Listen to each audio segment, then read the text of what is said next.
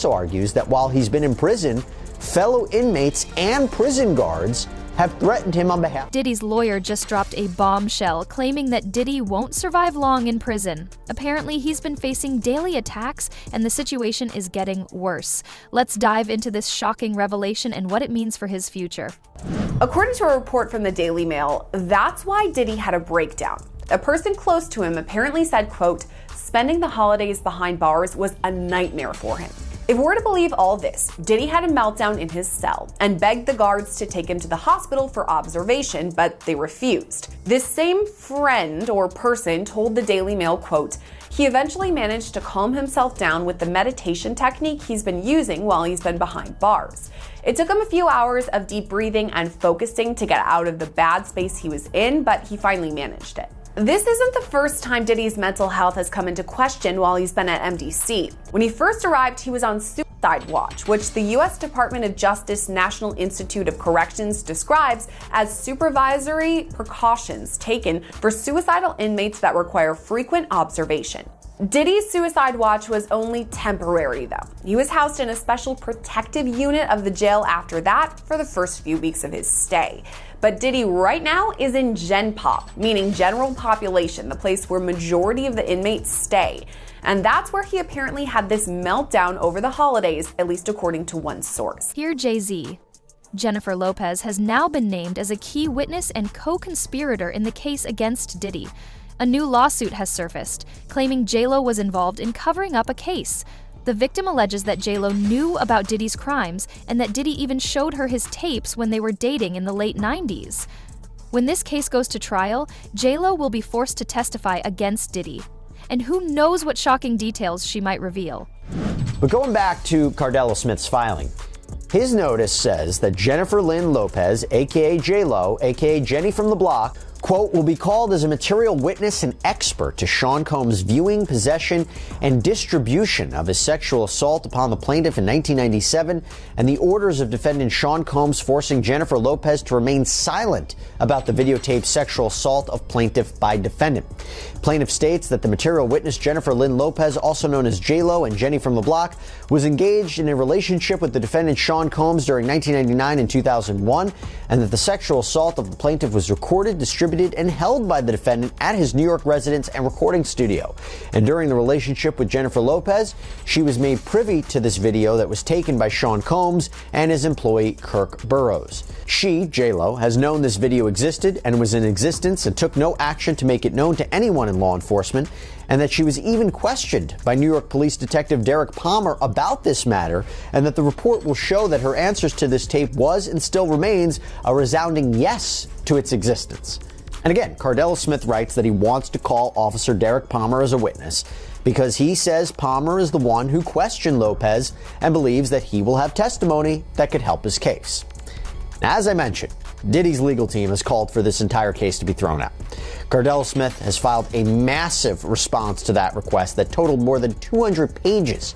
Probably half of it was just straight up copies of case law that seems to support his arguments, word for word. It's something out of like a legal textbook. There's so much to slog through, but I kind of want to give you some of the highlights. So first, in addition to the claims of rape and a cover-up, Cardella Smith also claims and alleges that Combs was violent towards his loved ones. At times, Cardella Smith addresses alleged threats against his family.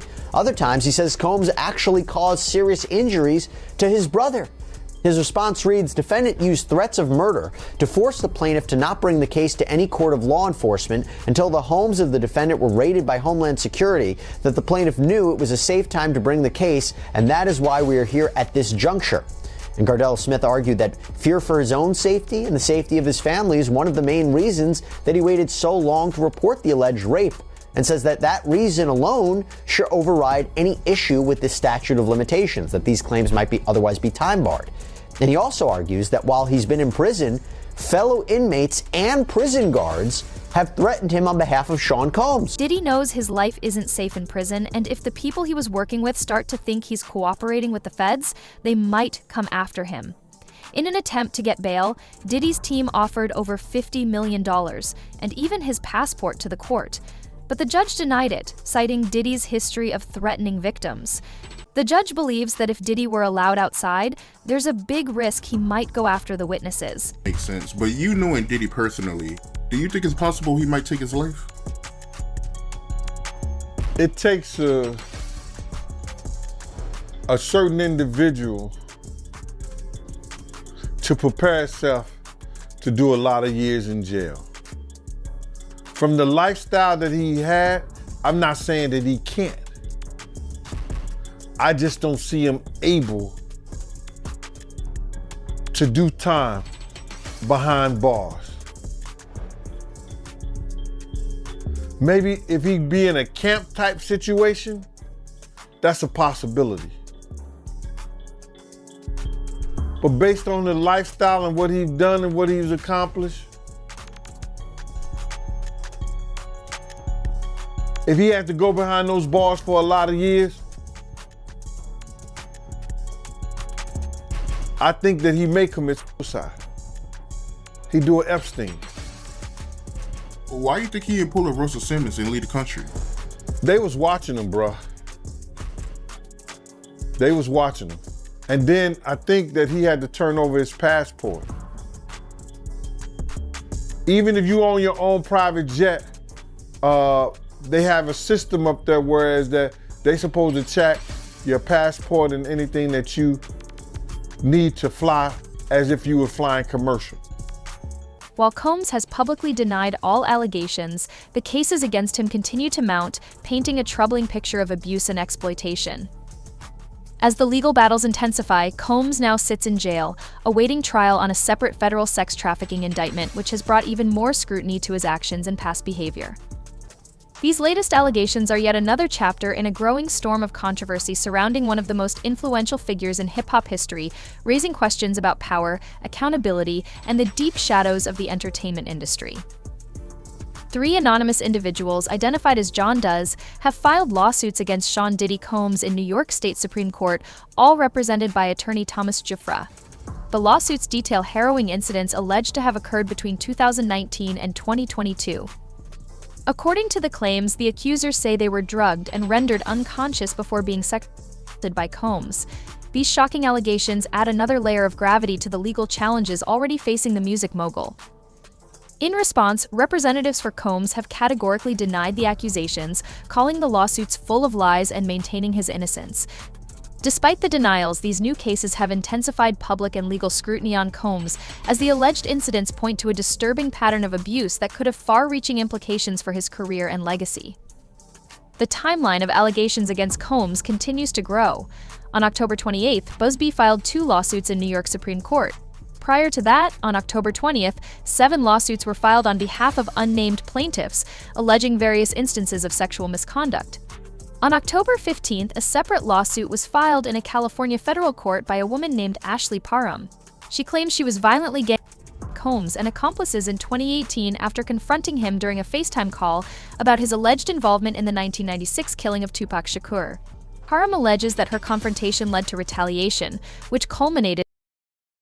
These aren't the first men to accuse Sean Combs, but they are coming forward as a trio filed by a plaintiff's attorney named Thomas Giuffre, who says he had more than 60 people come to him to ask about suing Sean Combs, and he only filed these 3 that he says he was able to vet. He says they followed a pattern of people coming into Sean Combs's orbit in one way or another, being plied with a spiked alcoholic drink, and then waking up to having Combs. These mounting lawsuits and accusations have placed Combs at the center of a legal and media storm, raising serious questions about his past behavior, the abuse of power, and the potential fallout for one of the entertainment industry's biggest names. The day on Wednesday. It reads, the court has evaluated each of the factors that it must consider under the relevant law. 1, nature and circumstances of the offense charged. 2, weight of the evidence against the person. 3, history and characteristics of the person. And 4, nature and seriousness of the danger that would be posed by the person's release. And it also says that the court has also reviewed the information submitted by Combs and the government across all 3 bail hearings in this case. As you remember, Sean Combs was denied bail both by a magistrate judge and a district court judge. Judge Subramanian writes, the court finds that the government has shown by clear and convincing evidence, so that's the standard, that no condition or combination of conditions will reasonably assure the safety of the community. In support of this finding, the court provides the following reasons. Sean Diddy Combs faces an escalating series of allegations, including a lawsuit from a woman identified as Jane Doe, who accuses him of drugging her on multiple occasions. Jane Doe further alleges she became pregnant after one of the and is seeking undisclosed damages, according to the Associated Press. This case adds to the mounting legal challenges against Combs as more victims continue to come forward with claims of abuse and misconduct. Things have taken a turn for the worse for Diddy as evidence continues to flood in, with more individuals coming forward to share their experiences involving the music mogul. Meanwhile, the accuser's lawyer has expressed confidence that Diddy's chances of avoiding a life sentence are slim to none, intensifying the pressure surrounding his case. But I have all the confidence in the world and the federal court in the state of New York that they will remain keeping Diddy under no bond and that all of the victims in this case will be able to proceed. The prosecutor revealed key details about what led to Diddy's indictment, including the evidence found during a search of his home. This evidence, coupled with growing accusations, has strengthened the case against him, leading to increased confidence from the accuser's lawyer. Meanwhile, the sudden departure of Diddy's own lawyer reflects the mounting pressure and the weight of the evidence against him, which is stacking up quickly. During those searches, agents seized evidence of the crimes charged in this indictment. They seized firearms and ammunition, including 3 defaced AR-15s and a large-capacity drum magazine. They also seized evidence of the freak-offs, electronic devices that contain images and videos of the freak-offs with multiple victims. And they seized cases and cases of the kinds of personal lubricant and baby oil that Combs' staff allegedly used to stock hotel rooms for the freak-offs, more than 1,000 bottles altogether. New evidence has emerged, linking Diddy to some of the most disturbing deaths in the music industry. This revelation may explain why Diddy's lawyer abruptly quit acknowledging the overwhelming weight of the accusations. The situation escalated with the testimony of Courtney Burgess, a former associate of Diddy's late ex-girlfriend Kim Porter. Burgess claims to possess flash drives with explosive evidence, which could be the breakthrough the prosecution has been waiting for, potentially changing the course of the case. Lord Jamar also shed light on the individuals behind the scenes in Hollywood, revealing that some powerful figures, particularly those from the LGBTQ community, have been manipulating the industry. He explained that these individuals often push their own agendas, requiring others to align with their values and preferences in order to gain success. Jamar further suggested that Diddy, whom he referred to as Puffy, is one of these influential figures, alleging that he is part of a so-called gay mafia operating within the entertainment industry. These revelations contribute to the ongoing conversation about power dynamics and hidden forces in Hollywood. Diddy's rise to power in the music industry was largely driven by his strategic connections and his ability to leverage influence whenever necessary. If Diddy didn't approve of someone, it was almost certain that their career would stall before it even had a chance to take off. Industry insiders, including Freddie P., have confirmed these claims, revealing how Diddy used his power to control and manipulate the careers of new talent. Freddie P. even named Rick Ross and DJ Khaled as accomplices who helped Diddy exert pressure on aspiring artists, ensuring they complied with his demands in exchange for career opportunities. What do I owe the pleasure? What do I owe the pleasure? You know, last time we 3 been together? Come on, man. Khaled, Ross, all these niggas ain't never did a song with me. These the same niggas. When I first came back, Ross, I seen a nigga in the club, all white suit. Nigga stopped me going to the bathroom. You know, what's up? Nigga love you, boy. Who show big love. This before he was... In his statement, Freddie P. reflected on his interactions with Rick Ross, mentioning a moment when Ross, wearing an all-white suit, approached him at a club. Freddie recalled Ross greeting him warmly, showing big love, before he became closely associated with certain powerful circles. He emphasized that many individuals in the industry, like Ross, gained their wealth not necessarily from record sales but through resources and connections. Freddie suggested that while Ross had the fame and success, some of these figures profited largely from their networks rather than musical achievements, pointing out the discrepancy between their financial success and actual record sales.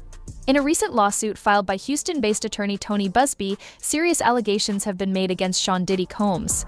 The lawsuit claims that Diddy pressured and drugged teenagers and minors into performing certain acts.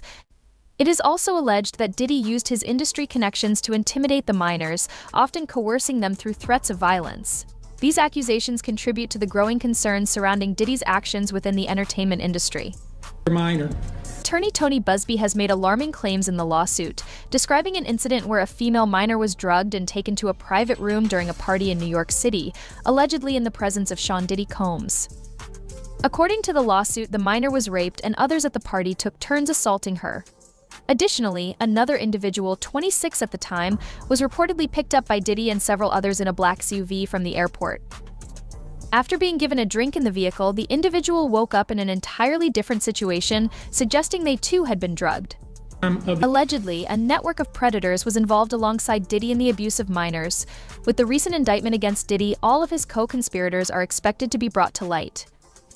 The high stakes and explosive nature of the case have led to an unusual decision. The trial will be open to the public. This move promises to expose these hidden figures and reveal the secrets they've kept hidden for so long, shedding light on the darker side of the entertainment industry. People in these lawsuits, we're not going to do it in interviews. Very hurtful, frankly, if they are true. But if they're true, you shouldn't have been in the room and you shouldn't have been participating. So I anticipate that we're going to start filing lawsuits, and it may not be big names at first, but we have a long list of names, and you might imagine in situations like this, that when a victim tells us that this person was in the room or this person participated, we want to do as much due diligence as humanly possible before we file that case, because in the United States, in almost every state, public filings are in fact public, and when you name somebody in a lawsuit, the press is going to pick it up, and we're aware of that. So we're going to make sure that we dot our I's and cross our T's, and I expect that there will be some people named in these lawsuits that will raise some eyebrows. The implications of these allegations run deep, raising serious questions about the culture within Hollywood and the music industry. Was there always a pervasive couch-casting culture, and if so, why did so many remain silent for so long? Were some of the biggest names in Hollywood simply unaware of what was happening, or were they complicit in the abuse that took place? In an interview with Art of Dialogue, Diddy's former security guard, Gene Deal, revealed unsettling tactics that Diddy allegedly used to gain leverage over other celebrities. Deal suggested that Diddy may have even amassed blackmail material on those around him, further revealing the dark side of the entertainment world. Movies, they not gonna come out and speak on nothing that has anything to do with them, and they praying that they not on the tape doing crazy stuff, being oiled up in the whole 9 yards. They praying. So until the feds say, hey, yo, listen here. We got you on, hey, buddy, we got you on this tape, and girl looked like she was pretty young. We're not gonna show it, but we need you to come and testify against Brother Love, P. Diddy, Puff Daddy, Sean Combs. That's when they're gonna start talking. And they're not gonna be talking in his favor. When the feds come to them and show them what they got on tape, because if he had 250 tapes all over, 250 cameras all over the house, somebody got caught stealing a cookie out the cookie jar. It could be your favorite pastor. Jean Deal also shed light on the extent of Diddy's alleged control over others, revealing that Diddy had 250 cameras set up around his house, recording everything. Deal suggested that Diddy used this surveillance to gather compromising material on various individuals, from celebrities to influential figures. He pointed out that these people, unaware they were being watched, could include anyone from your favorite pastor to a prominent politician. Deal emphasized that Diddy, often referred to as Brother Love, played these manipulative games to gain power over those around him, always keeping a watchful eye on his associates. It could be your favorite politician, but they didn't think they was being watched, and Brother Love was watching. So he always played those kind of up games on people. So to have those cameras and know what he was doing, it's gonna give him the ups on everybody who came to that party, even your favorite basketball player. Ain't no party like a Diddy party. We know who said that. He may be one of the persons got caught up in the Diddy party. LeBron said that, but yeah, you might be right. You know, it sounds like he had all them hidden cameras to use it against people. I think that was said in the indictment, right? That was said in the indictment.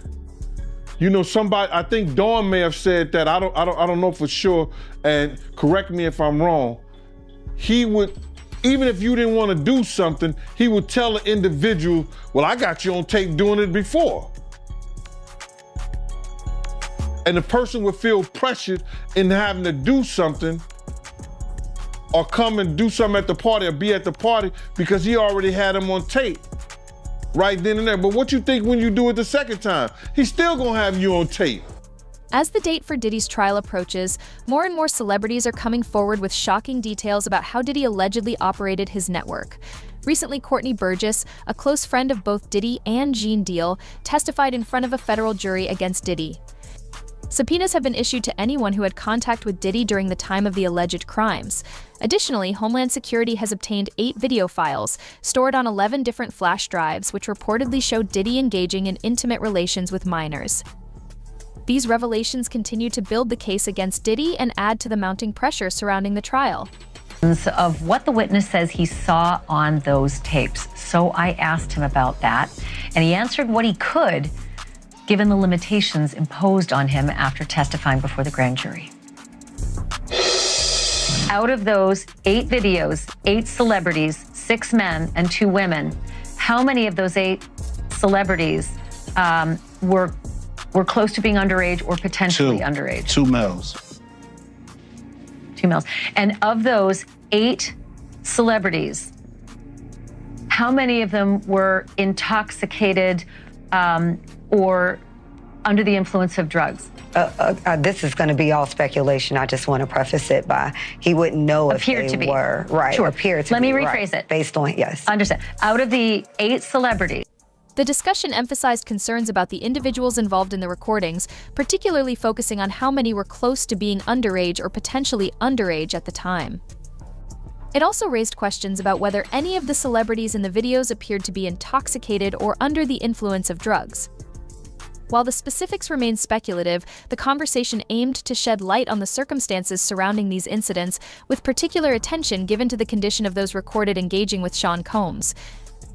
The details of their state during these encounters continue to be a critical point of focus in the ongoing investigation. Who were recorded having intimate relations with Sean Combs, how many of them appeared to be either inebriated or intoxicated or under the influence? All of them. All of them. Out of those 8, how many appear to be potentially victimized? How many might have been victimizing? I think all, to be honest, all. Were victims or victims. were perpetrating? Victims. They were all 8 were victimized, Yeah. meaning Victim. this was happening to them and they were inebriated. Right. Not knowing, I guess, how much proof it was in it, what they was doing. And of those 8, how many seemed to be potentially minors? 2 to 3, possibly 3. As the trial looms, the public remains on edge, anticipating the release of more information and hoping for justice to be served. While the details of these accusations are disturbing, they highlight a larger, systemic issue within the entertainment industry, one that has often remained hidden from the public eye. What will be revealed in the coming months? How will these revelations change the landscape of Hollywood and the music industry? Only time will tell, but for now, the world watches closely as the search for truth unfolds. Stay tuned, as more details are sure to emerge and the implications of this case continue to ripple through the world of fame, power, and influence.